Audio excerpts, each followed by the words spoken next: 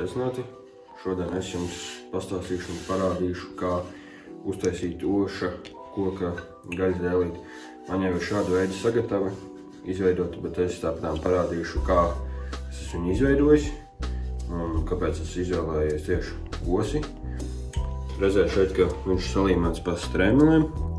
Tieši tāpēc, ka dārgi būtu iegādāties šādu.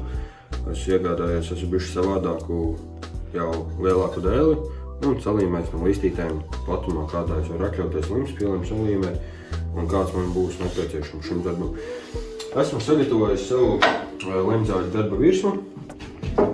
Sagāžu viņu 45 grādos. Es nolieku kadurīti, cik tālu būs. Slēdzu iekšā zāļi.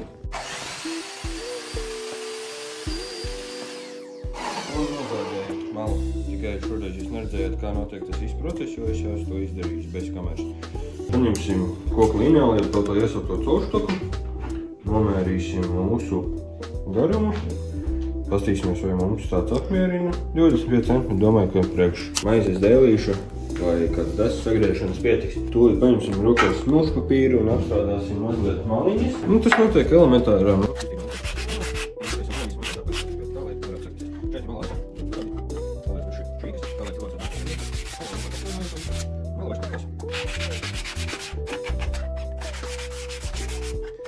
Šādā postāku maliņam arī var izmantot vietreizi un nofrezēt maliņu, ja kādā šā vēlamā izskatā, vai šādā 45 grādu slīpumā, ko jau, protams, mums sanāca šeit liela, mācim tādu efektīvu. To arī mēs apakšā pēc tā, lai visi ir droši priekš cilvēku.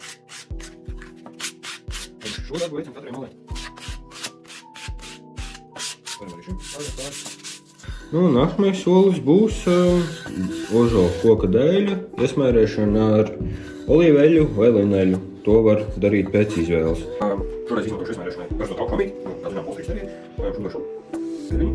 Protams, bišķi apslodus kaut arī. Bišķi un zinām, veicam vienkārši iesmērēšanu. Nekas sarežģīts. Pasādīt sākumā. Sāniņas arī izmēr.